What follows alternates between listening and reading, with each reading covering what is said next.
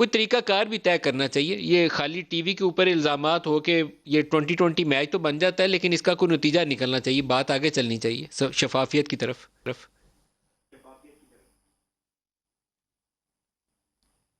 عالیہ.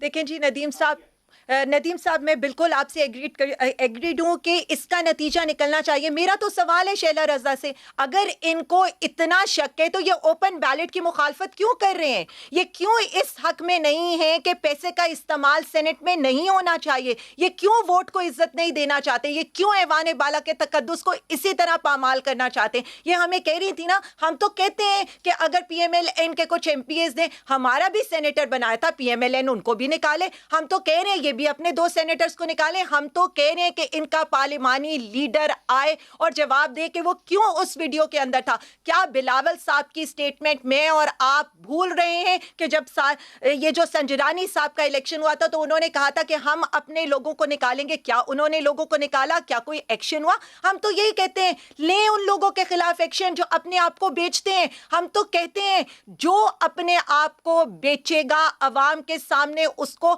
لانا چاہیے. دیکھیں یہ کوئی گوشت سبزی کی منڈی نہیں ہے, یہ کوئی بکرے یا گھوڑے گدے نہیں بک رہے. یہ وہ لوگ ہیں جنہوں نے عوام کے لیے قانون سازی کرنی ہے. مجھے صرف ایک بات بتائیں, جو 1 ارب 20 کروڑ دے کر آئے گا, کیا وہ عام عوام کے لیے کچھ کرے گا؟ وہ صرف انہی لوگوں کو پروٹیکٹ کرے گا جنہوں نے ان کے لیے یہ پیسے پے کیے ہوں گے. یعنی جتنے کالے قوانین ہیں وہ انہی کو پروٹیکٹ کرے گا. یہیں پر تو فرق نظر آتا ہے. جن لوگوں کے اب نام آئے یا جن کی ویڈیو میں تصویریں نظر آئیں, ابھی محفوظ یار خان نے کئی لوگوں کا الزام لگا دیا, تو اس کا بھی تو کوئی نتیجہ ہونا چاہیے. سارے لوگوں کو بلائیں, کوئی ایویڈنس کلیکٹ کریں. شریف آدمی ہے تو اس کی عزت بچنی چاہیے, اور اگر کسی نے مال بنایا ہے تو اس کو سزا ملنی چاہیے.